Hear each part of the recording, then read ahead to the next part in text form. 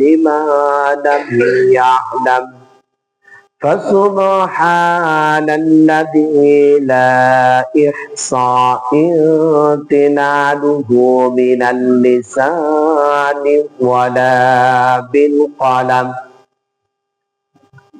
ونشهد أن لا إله إلا الله وحده لا شريك له ونشهد أن سيدنا وحبيبنا ومولانا محمدا عبده ورسوله الذي أرسله بالحق بشيرا ونذيرا أما بعد فقد قال الله تعالى في كلامه المجيد والفرقانه الحميد أعوذ بالله من الشيطان الرجيم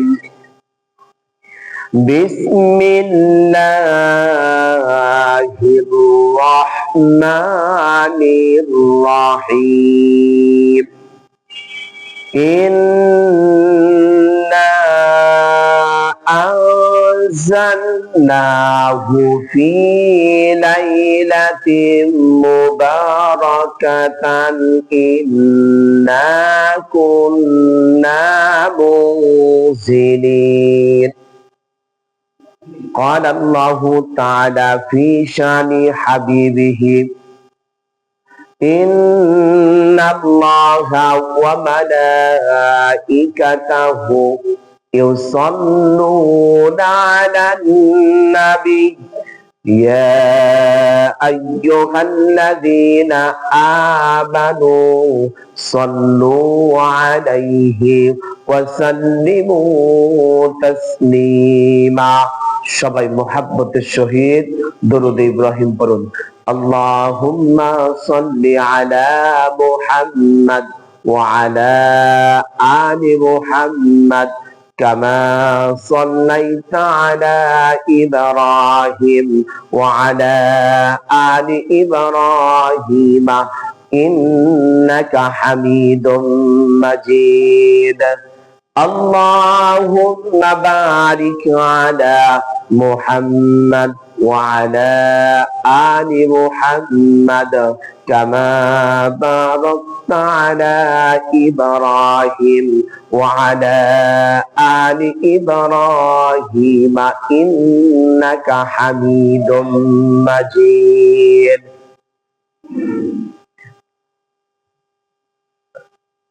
সকল প্রশংসার মালিক আল্লাহ রাব্বুল আলামিন, যিনি আমাদেরকে পবিত্র জুম্মার দিন মসজিদে আসার জন্য তৌফিক দিয়েছেন, সে আল্লাহর কাছে লাখো কোটি কালিমাতুশ শুকর আদায় করছি। বলুন আলহামদুলিল্লাহ। শান্তি অবতীর্ণ হোক জনাবে মুহাম্মদ রাসূলুল্লাহ সাল্লাল্লাহু আলাইহি ওয়াসাল্লাম। আজ 14ই শাবান। আমরা জানি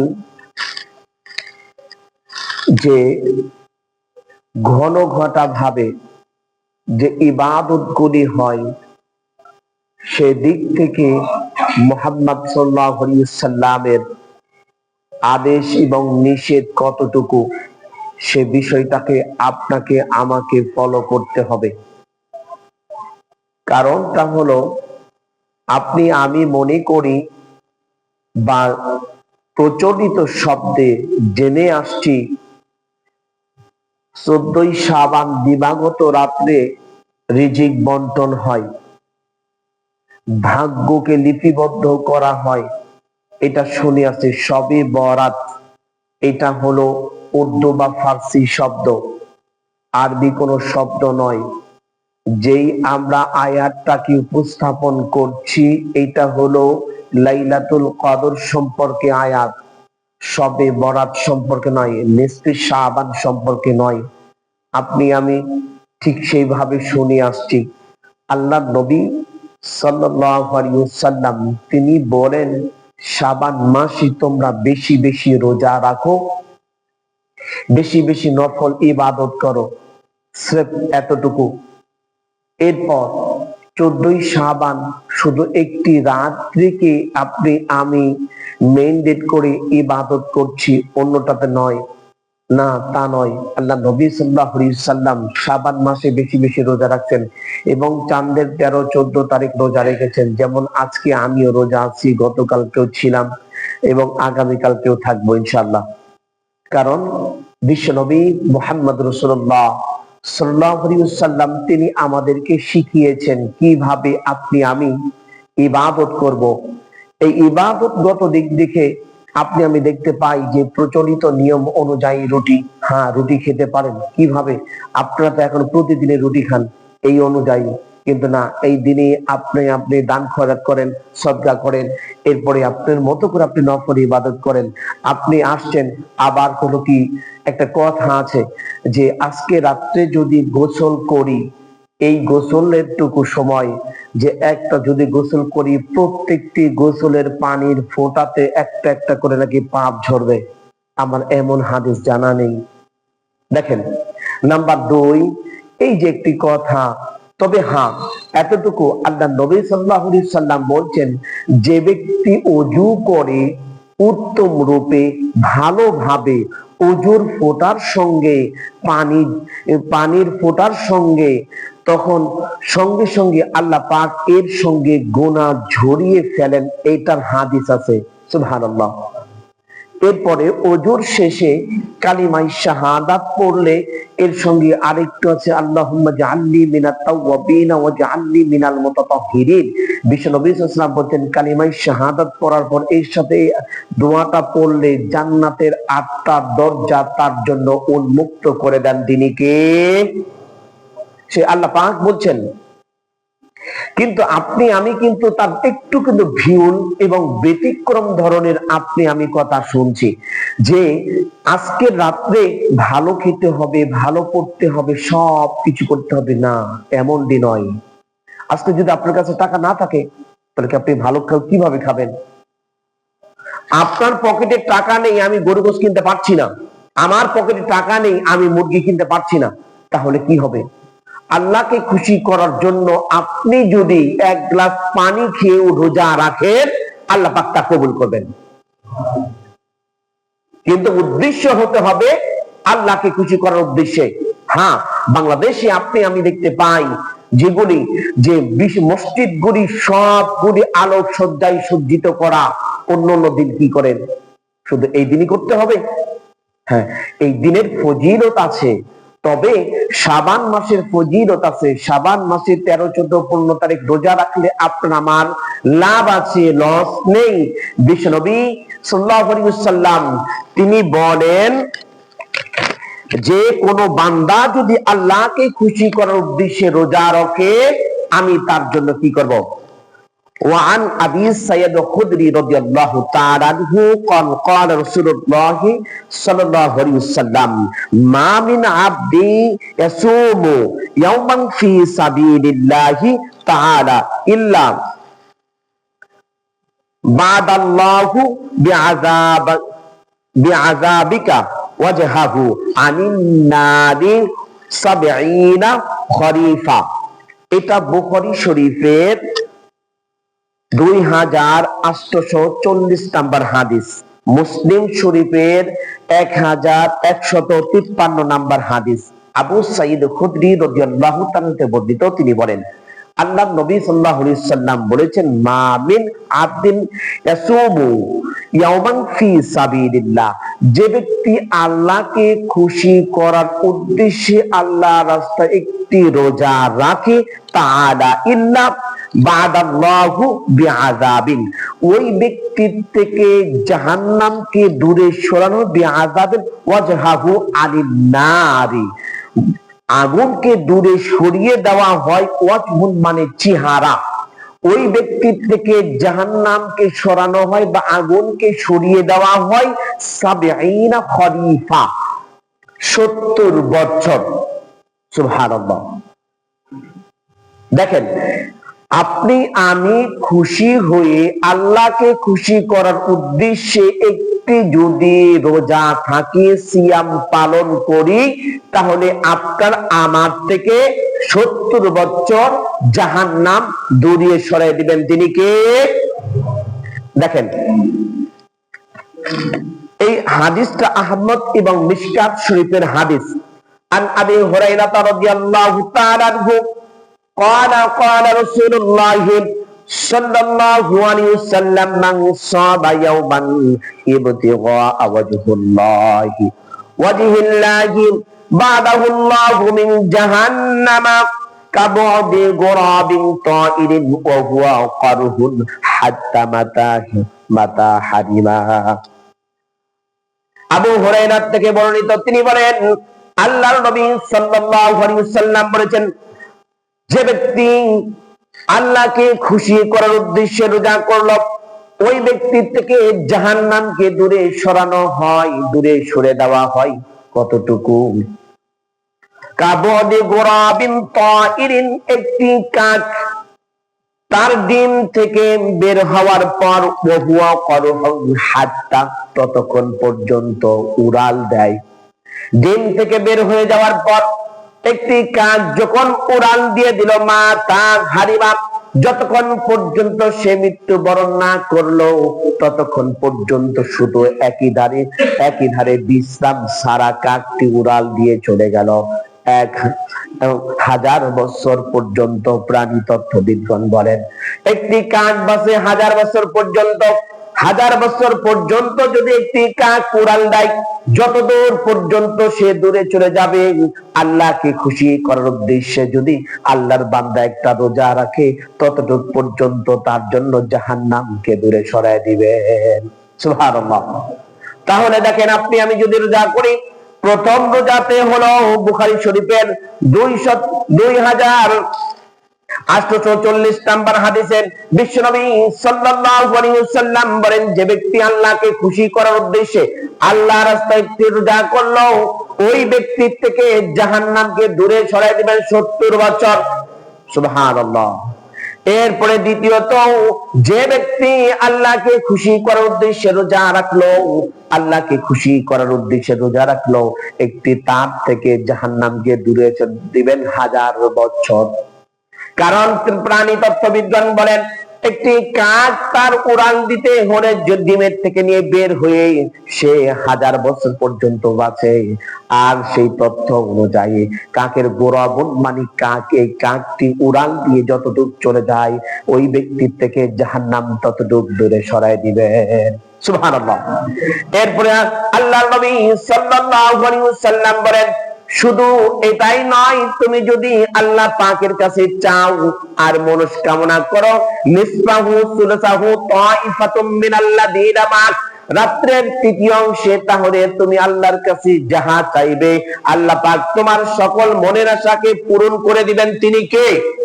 আপনি আমি আজকে চাইবো, আজকে শুধু নয়, প্রতিদিন রাত্রে আসেন, কিন্তু বিশেষভাবে আল্লাহর নবী সাল্লাল্লাহু আলাইহি ওয়াসাল্লাম বলেন, যখন তোমরা এই রাত্রিতে চাইবে, যখন এমনি করি আপনি আমি রোজা রাখি, রোজা রাখলে আল্লাহ পাক আমাদেরকে সকল বালা মুসিবত থেকে হেফাজত করে নিবেন। এরপরে দেখেন, আল্লাহর নবী সাল্লাল্লাহু আলাইহি ওয়াসাল্লাম বলেন, মা ইয়ানতিকু আনিল হাওয়া ইন হুয়া ইল্লা ওয়াহয়ুন ইউহা। আল্লাহ পাক বলেন, আমার নবী তার প্রবৃত্তিকে অনুসরণ করেন, তার নফসকে অনুসরণ করে কোনো কথা বলেন না। ইন হুয়া ইল্লা ওয়াহয়ুন ইউহা। আবার নবী যদি তার প্রবৃত্তি করে অনুসরণ করে কথা বলতেন, শোনো তাহলে আমি কি করতাম, ওয়ালাউ তাকাওয়ালা আলাইনা বা'দাল আকাবিল লা আকাদনা বিহি বিল ইয়ামিন। আমি তার ডান হস্তকে চেপে ধরতাম এবং তার কণ্ঠনালীকে কেটে ফেলে দিতাম। বলেন আল্লাহু আকবার। কারণ বিশ্বনবী সাল্লাল্লাহু আলাইহি ওয়াসাল্লাম তার মন গড়া একটি কথাও বলেনি, আপনি আমি শুধু ইমাম আবু হানিফা রাহমাতুল্লাহি আলাইহির মাসআলা মানি, ইমাম আহমদ বিন হাম্বলের শুধু মাসআলা মানি, ইমাম মালিকের মাসআলা মানি, কিন্তু সঠিক যেই তত্ত্বগুলি আছে এই একটি তত্ত্ব মানি না। ইমাম আবু হানিফা রাহমাতুল্লাহি আলাইহি 8 বছর পর্যন্ত জেল খেটেছেন শুধু সঠিক তথ্য বলার কারণে। তদনীন্তন কালের জালিম সরকার তাকে কারারুদ্ধ করেছিল, 8 বছর পর্যন্ত জেল খাটলেন। তাকে যখন জিজ্ঞাসা করেন, ইমাম সাহেব আপনার কষ্ট কিসে, তখন তিনি বলছেন, আমার কষ্ট জেল খাটছি, এতে কোনো কষ্ট নাই, আমার কোনো ক্লান্তি নেই, শুধু ক্লান্তি এবং দুঃখ কষ্ট হলো ওই জায়গাতে মাঝে মাঝে আমার মাকে নিয়ে আসে, মাকে নিয়ে আসার পর আমার মাকে সামনে জেলখানার গেটে বসে রাখে আর আমাকে চাবুক দিয়ে প্রহার করে, প্রহার করার পর এখনো বলে যে এখন তোমার মার সামনে তোমাকে আমি পিটাচ্ছি, তুমি একবার বলো, আমি সব কিছু তোমাদের কথাকে মেনে নিব, এই কথা যদি বলো তাহলে আমি তোমাকে ছেড়ে দিব।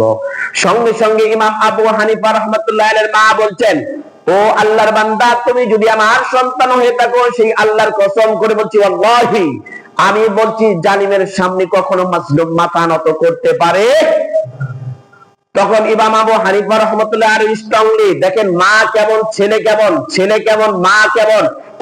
যদি আপনি আমি যদি বাবার সন্তান হয়ে থাকি, আপনার আমার সন্তান যদি এমন হয়, মৃত্যুর ওপারে জান্নাত দিবেন তিনি কে?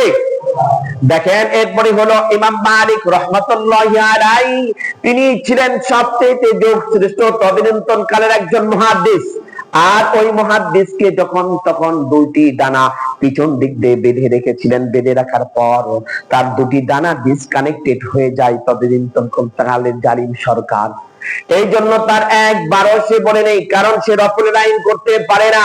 আপনি দেখেন ওমানের যে দেশটা আছে, এই ওমানের লোক অধিকাংশ আল্লাহু আকবার বলে যখন কান অথবা কাঁধ পর্যন্ত হাত উঠিয়েছে, হাত ছেড়ে দিয়েছে, তারা বুকে অথবা নাভির উপরে কোনো হাত বাঁধে। বিশ্বাস যদি না হয় আপনি দেখেন মক্কা নগরী অথবা ওমানের দিকে তাকিয়ে দেখেন, এখনই সার্চ দিবেন, তারা হাত ছেড়ে দিয়ে নামাজ পড়ছে, কারণ তার ঈমান কখনো দুটি ডানা ডিসকানেক্টেড হয়ে গিয়েছিল, আল্লাহু আকবার বলে হাত উঠাইতে আর পারেনি। 28 দিন পর্যন্ত বাধা ছিল, তাকে ছেড়ে দেয়নি শুধু হক কথা বলার কারণে।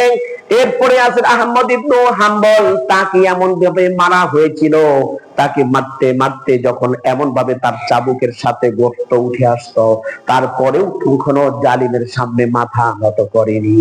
সুবহানাল্লাহ। এটা হলো সঠিক পন্থায় যদি আপনি আমি যদি চলি, তাহলে আল্লাহ পাক আমাকে আপনাকে এপারে মতো পারে জান্নাত দিবেন তিনি কে?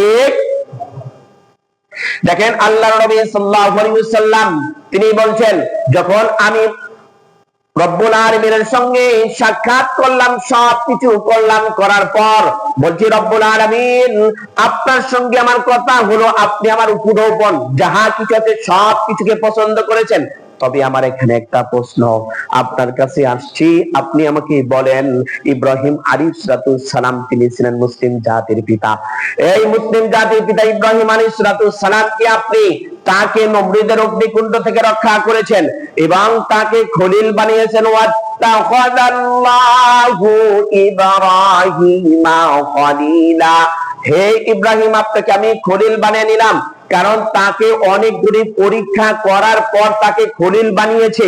এমনিতেই খলিল বানান নাই, বন্ধু এমনিতে বানাই নাই।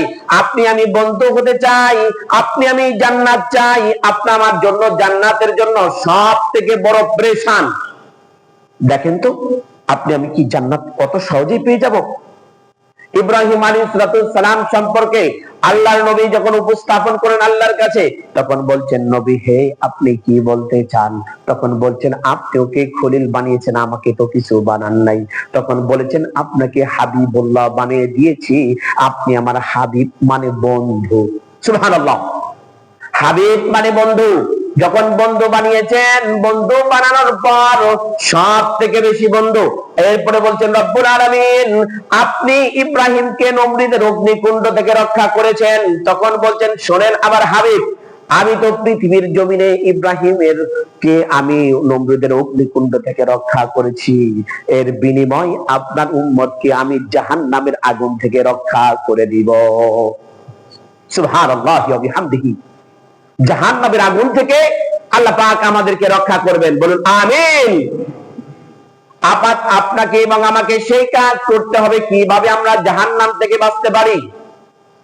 দেখেন এরপরে দ্বিতীয়ত প্রশ্ন, রব্বুল আলামিন আবার দ্বিতীয় নাম্বার প্রশ্ন হলো মুসা কালিমুল্লাহর সঙ্গে তুর পর্বতে আপনি 40 বার, সিনাই তুরে আপনি সাক্ষাৎ করেছেন, আমার সঙ্গে কতবার করেছেন? তখন বলছেন আমার হাবিব শুনেন, আমি তুর পর্বতে মুসার সঙ্গে 40 বার সাক্ষাৎ করেছি। আপনাকে আমি সশরীরে মসজিদে হারাম থেকে নিয়ে মসজিদে আকসা থেকে নিয়ে তাহতাস সারা আমার আরশে আজিম পর্যন্ত নিয়ে এসে আপনাকে একান্ত বসে কথা বলেছি। সুবহানাল্লাহ। এরপরে বলছেন যে রব্বুল আলামিন, এরপরে তো আপনি কি মুসাকে তো আপনি নীল সমুদ্রে ফিরাউনের সেই কবল থেকে আপনি রক্ষা করেছেন। তখন বলেছেন নবীজি আপনি ভালো করেছিলেন মুহাম্মদ সাল্লাল্লাহু আলাইহি ওয়াসাল্লাম, আমি তো তাকে এই একটা সমুদ্র থেকে আমি পার করে দিয়েছি, এর বিনিময় আপনার উম্মতকে আমি ফুল সিরাতের ব্রিজ চোখের পলকে পার করে দিব। তিনি কে? পৃথিবী না জানুক আমি তো জানি, আমি কি পাপ করেছি হায়, আমার পাপের করলে হিসাব, আমার বাঁচার নাই উপায়, দয়াময় মাফ করো আমায়, দয়াময় মাফ করো আমায়। পৃথিবী না জানুক আমি তো জানি, আমি কি পাপ করেছি হায়, আমার পাপের করলে হিসাব, আমার পাপের করলে হিসাব, আমার বাঁচার নাই উপায়, দয়াময় মাফ করো আমায়, দয়াময় মাফ করো আমায়। বলুন আমিন। আপনি আমি সর্বদা অবিরাম পাপ করছি, আপনি আমি কখনো পাপকে পাপই মনে করি না, মানে ঠিক কিনা? এরপরে দেখেন আল্লাহ নবী সাল্লাল্লাহু আলাইহি ওয়াসাল্লাম বলেছেন, তাহলে ফুল সিরাতের ব্রিজ আপনারা আমার জন্য পার করে দিবেন, তিনি কে? এরপরে দেখেন আল্লাহ পাকের কাছে প্রশ্ন করেছেন রব্বুল আলামিন। এরপরে আপনি হলো দাউদ আলাইহিস সালামকে বিশাল বড় সুললিত কণ্ঠ দিয়েছিলেন, যে কণ্ঠ সমুদ্রের কিনারাতে বসে যখন তিনি তার কিতাব তেলাওয়াত করতেন, সমুদ্রের মাছ তার কাছে সামনে এসে জমাটবদ্ধ হয়ে যেত তিলাওয়াত শোনার জন্য। আসমানের পাখিগুলি দানা ঝাপটানো বাদ দিয়ে বন্ধ করে দিয়ে তারা থেমে যেত তিলাওয়াত শোনার জন্য। রব্বুল আলামিন তাহলে এর বিনিময়ে আপনি আমাকে কি করেছেন? তখন বলেন আমার হাবিব শোনেন, কঠিন মুসিবতের দিন কিয়ামতের ময়দানে আমি যেদিন হাসরের মাঠ কায়েম করব, সেই দিন আপনি হবেন আমার প্রধান অতিথি, আপনাকে ছাড়া আমি বিচার কার্য শুরু করব। সুবহানাল্লাহ।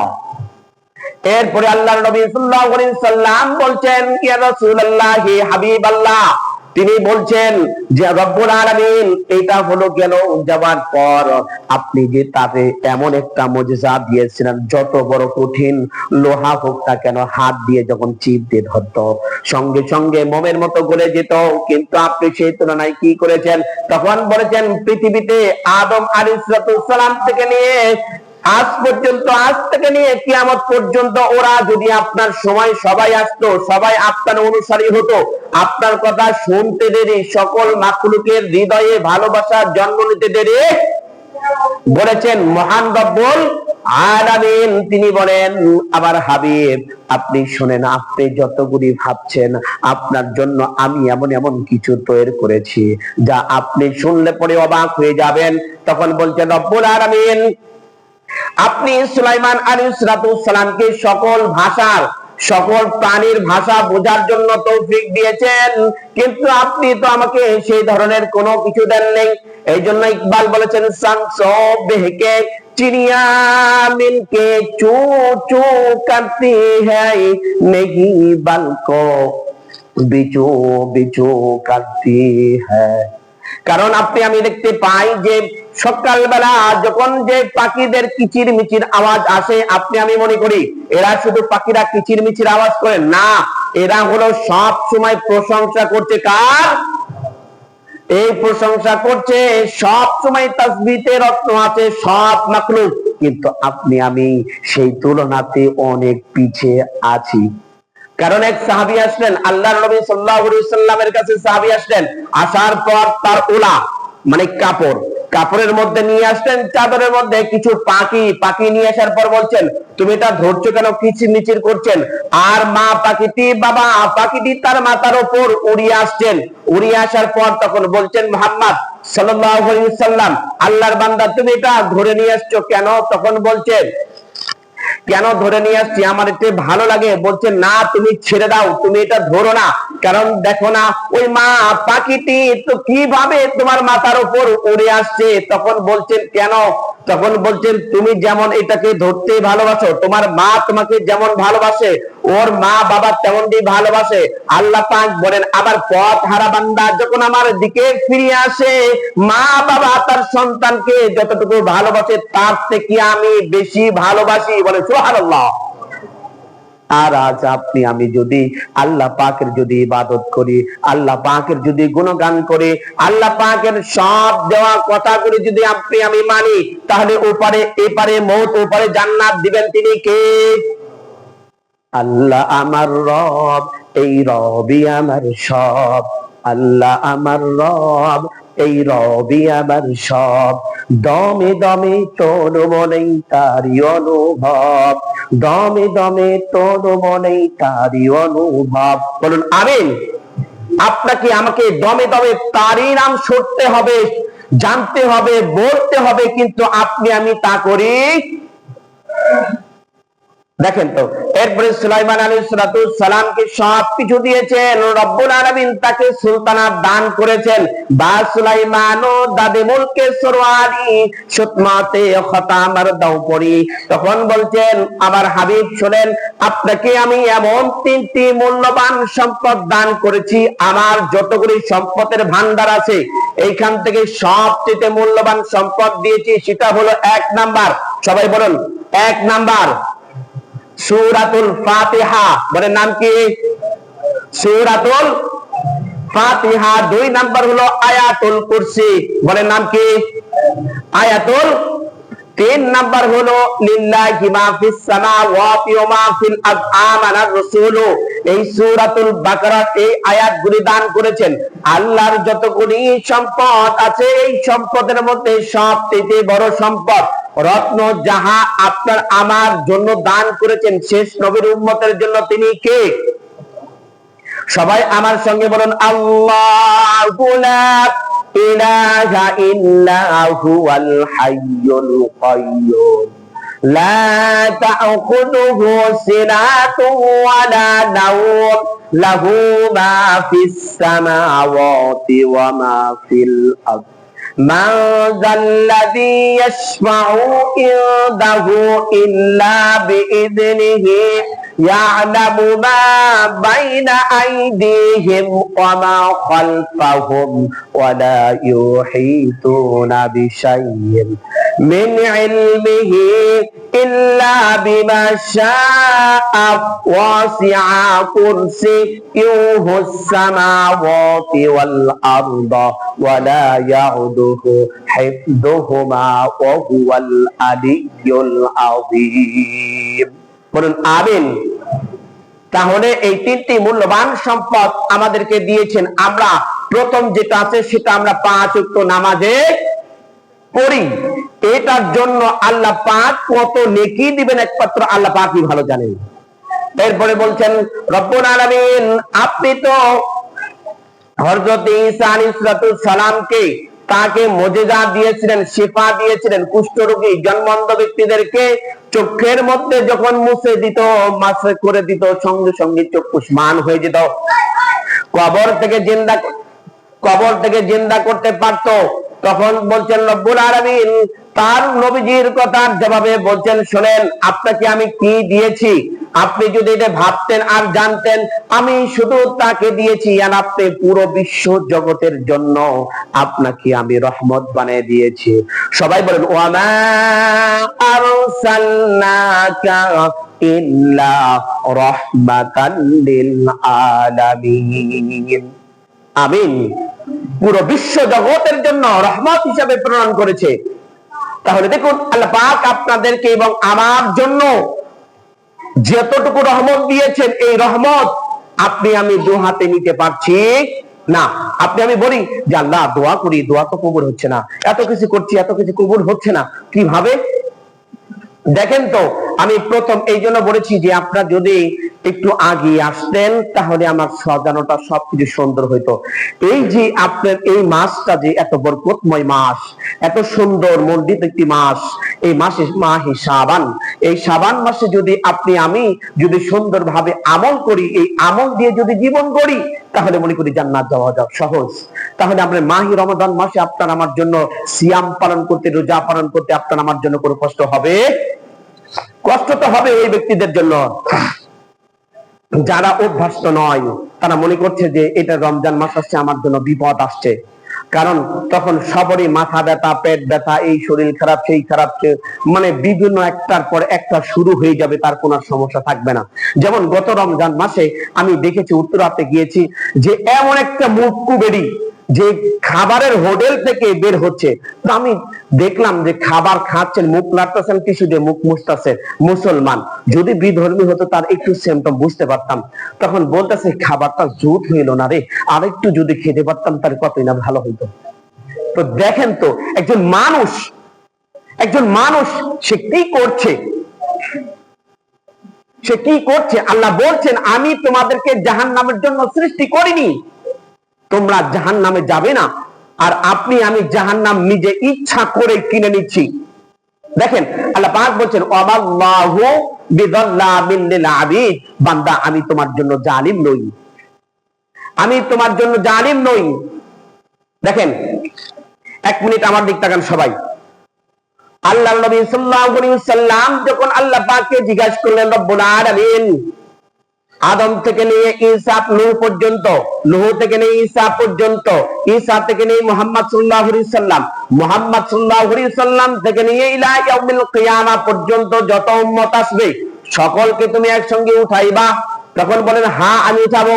তখন বলছেন রব্বুল আলামিন এখানে আমার প্রশ্ন আছে, আমার এতিম উম্মত গুনাহগার, এই উম্মতদেরকে তুমি যদি উঠাও তাহলে এই গুনার সবার যখন বিচার নিকাশে হিসাব করবা, ওই সময় আমার এতিম উম্মতদের গুনার খাতাগুলো দেখবে সকলে নবীরা। তখন বলছেন আমার হাবিব শোনেন, গুনার খাতা তো থাক দেখা দূরের কথা, আমি আপনাকেও দেখতে দেব না। বলে সুবহানাল্লাহ। কারণ যার শুধু ইয়ানাফসি করতে থাকবে, আর আপনি শাফাআতুল বিল ইজেন, আপনি শুধু ইয়া উম্মতি আম্মতি বলবেন। সুবহানাল্লাহ। দেখেন এরপরে বলছেন এই খাতাগুলি শুধু তাই নয়, কোন নবী জানবে না, কোন নবীর উম্মত জানবে না, এমনকি আপনি মুহাম্মদ রাসূলুল্লাহ সাল্লাল্লাহু আলাইহি ওয়াসাল্লাম আপনি কখনো জানবেন না, আপনার কাছে কোনো খাতা হবে না। আমার আল্লাহর সিফাতি নাম আছে 99টি, ওয়ালিল্লাহিল আসমাউল হুসনা ফাদউহু বিহা। এই 99টি নাম আছে ইয়া আল্লাহু, সবাই বলেন ইয়া আল্লাহু, ইয়া আল্লাহু, ইয়া রহমানু, ইয়া রহিমু, ইয়া মালিকু, ইয়া কুদ্দুস। বিশ্বনবী বলেন কোন বান্দা যদি প্রতিদিন একবার এই আল্লাহর 99টি সিফাতের নাম বলে, নাম বলার পর যদি ঘুমায় যায়, আর এই অবস্থাতে যদি তার মওত হয়, জান্নাত দিবেন তিনি কে? ওয়াদা কার? তিনি বলেছেন ওই 99টি নামের মধ্যে আমার একটি সিফাতের নাম আছে সাত্তার। এই সাত্তার শব্দের অর্থ গোপন। আমি আমার সকল নবী পয়গাম্বরদের বুঝি না, আপনার উম্মতের সকলের গুনার খাতাকে আমি আল্লাহ নিজে গোপন করে দিব।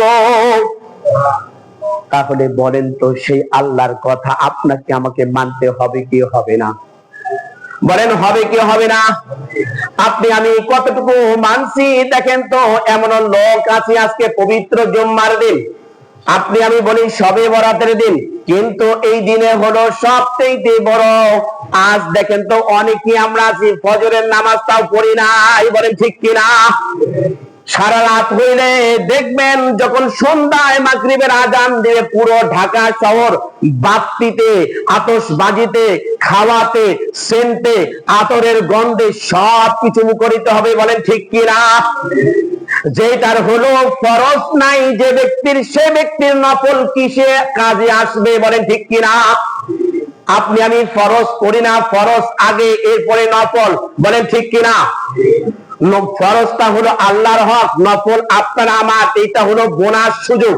আপনি আমি নিলেও নিতে পারি, না নিলেও না নিতে পারি, বলেন ঠিক কিনা?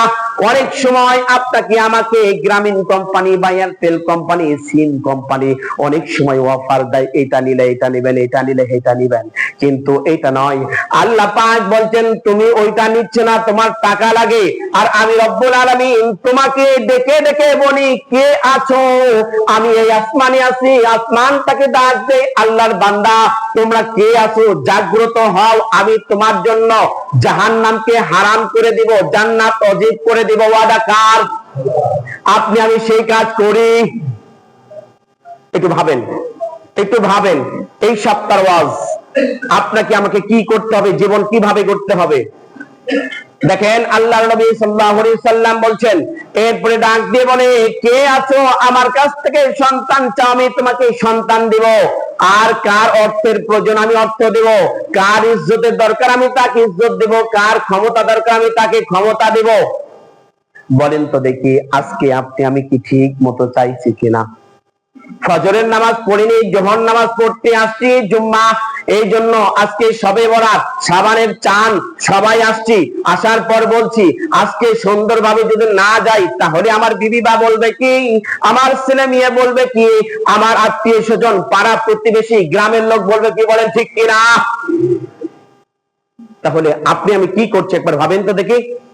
আল্লাহর নবী সাল্লাল্লাহু আলাইহি ওয়াসাল্লাম বলছেন, যে হাদিসটা বলছি আবারো স্মরণ করাচ্ছি, ওয়ান আবি সাঈদ খুদরি রাদিয়াল্লাহু তাআলা আনহু قال قال رسول الله সাল্লাল্লাহু আলাইহি ওয়াসাল্লাম মা মিন আবদিন ইয়াসুমু ইয়াওমান ফি সাবিলিল্লাহি তাআলা ইল্লা বাদাল্লাহু বিআযাবিকা ওয়াজহাহু আনিন নারি 70 খরিফা।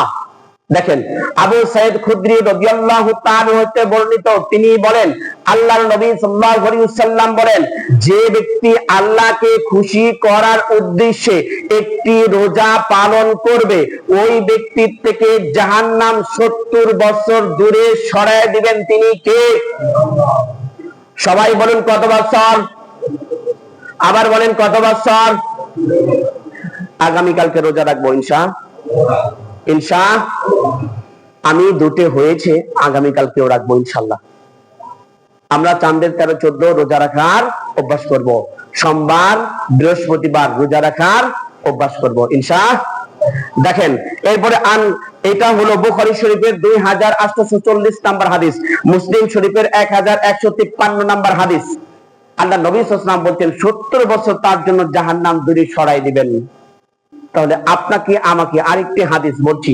প্রাণী তত্ত্ববিদগণ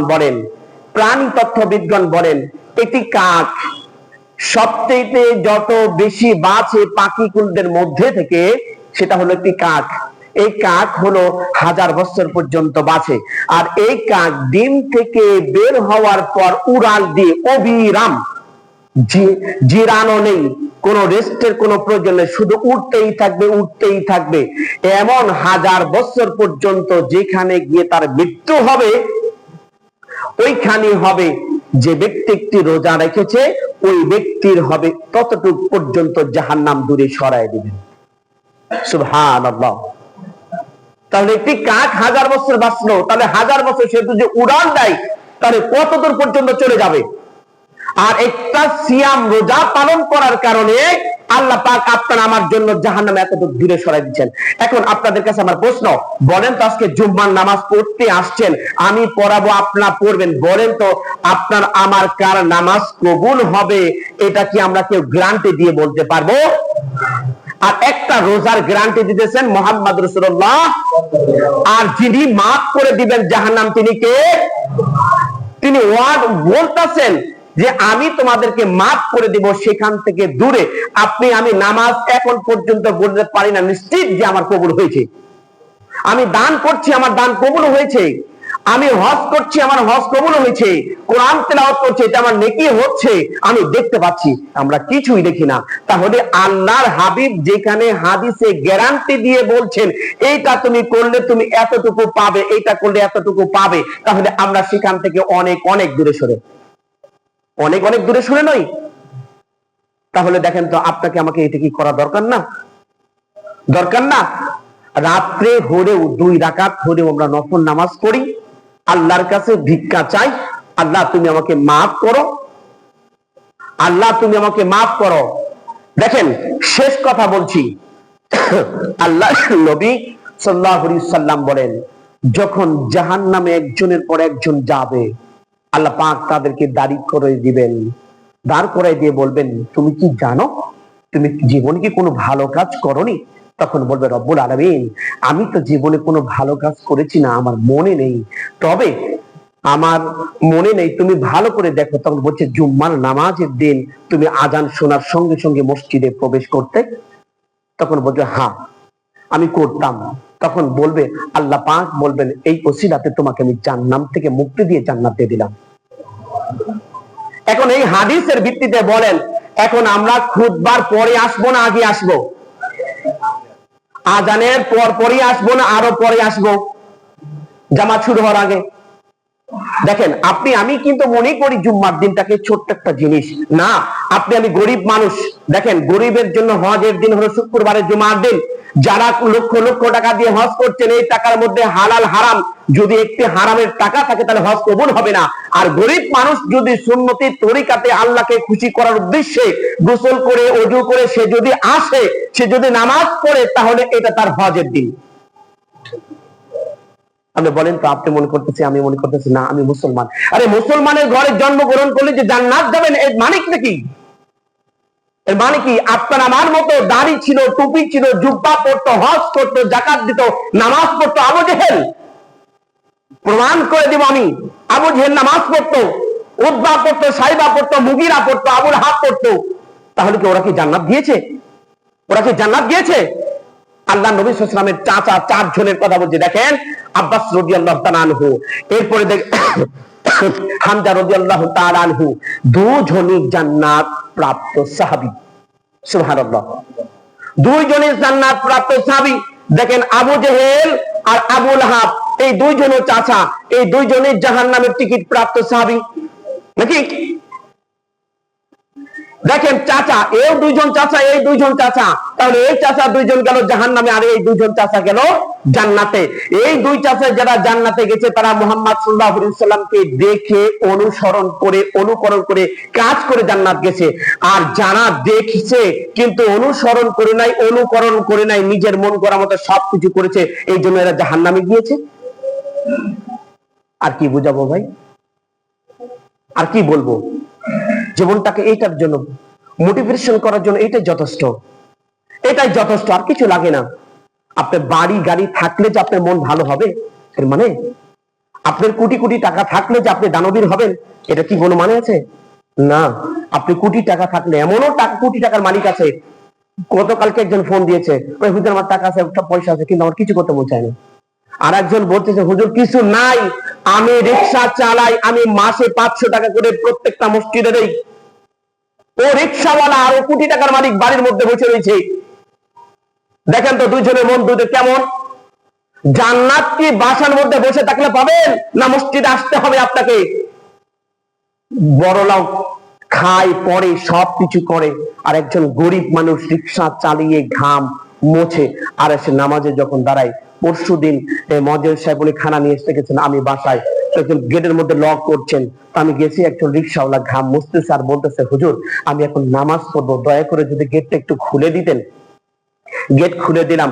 ওই ব্যক্তি মসজিদের মধ্যে ঢুকছে ওযু করে, মনে করেন যে তার শরীর থেকে তো ঘামের গন্ধ বের হচ্ছে, আবার বলতেছে, আল্লাহ আমি এক রিক্সাওয়ালা, আমি ঠিক মতো খেতে পারি না, কোনো কিছু করতে পারি না, কোনো দান সদকা কিছু করতে পারিনি, আমি তোমার কাছে আসছি আল্লাহ, তুমি আমাকে মাফ করো। তোমার কুদরতি কদমের সেজদা দিয়েছি, পৃথিবীর কোনো মানুষ না দেখলেও আমি জানি তুমি জানো, তুমি আমাকে মাফ করতে পারো, তুমি আমাকে মাফ করে দাও। চোখের পানি অঝর নয়নে ছুটছে। আর দেখেন তো, যিনি খাচ্ছে পড়ছে সবকিছু করছে, ও একবার আল্লাহকে সেজদা দেওয়ার জন্য ভয় পায় না, কোনো কিছু করে না, ওই হজ করে সব মাফ করে নিয়ে আসবে। দেখেন তো মনটা কেমন।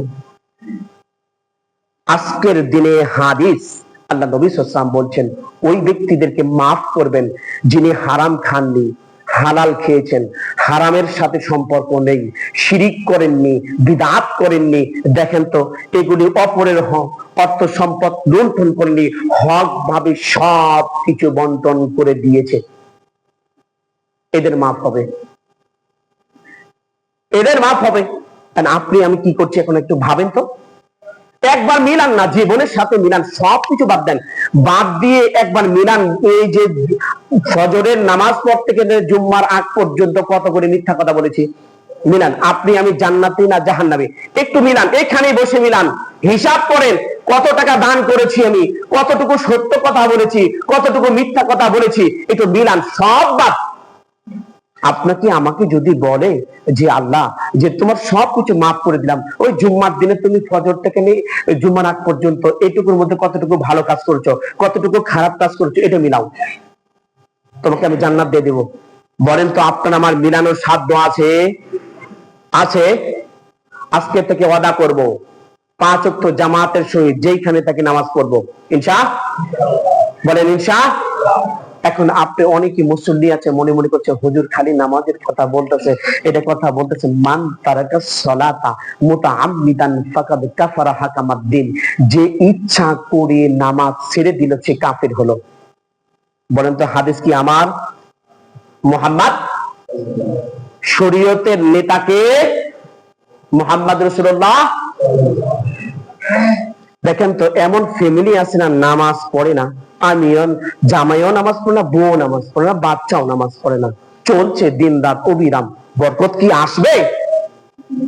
বরকত কি আসবে? বলেন তো, কি করে আপনি বরকত চান? কি করে আল্লাহ রহমত চান? আল্লাহ থেকে আপনি দূরে সরে চলে গিয়েছেন। দেখেন, গাড়ির পিছনে লেখা আছে দ্রুততা বজায় রাখুন, 100 গজ দূরে থাকুন।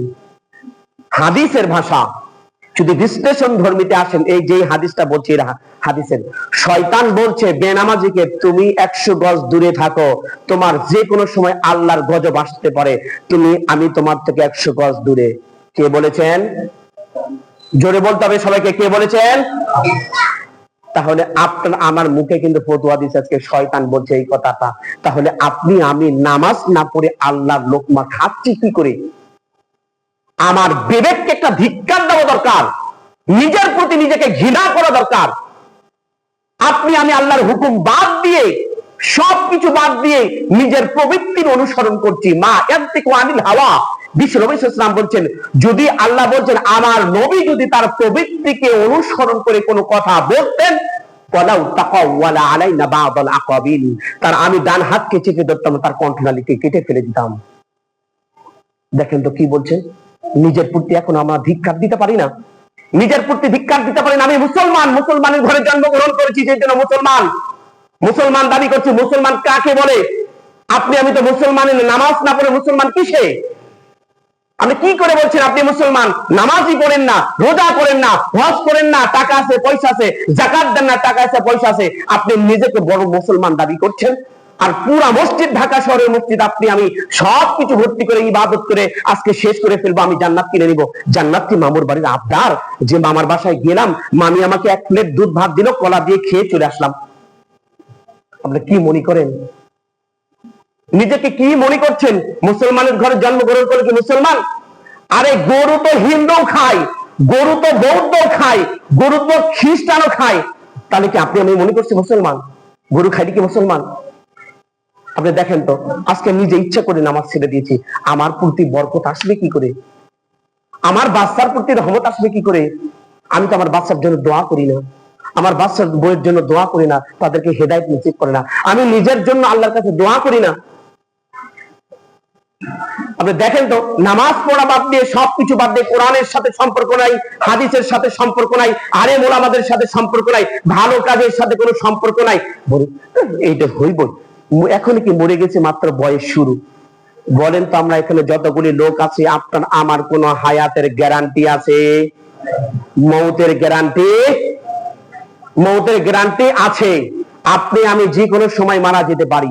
তাহলে আপনি আমি এখনো সতর্ক হচ্ছি না। অনুরোধ থাকছে, অনুরোধ থাকছে, আপনি আমি আল্লাহকে খুশি করার উদ্দেশ্যে আমরা সব কাজ করব ইনশাআল্লাহ। আপনাদের সকলের কাছ থেকে দোয়া চেয়েছেন।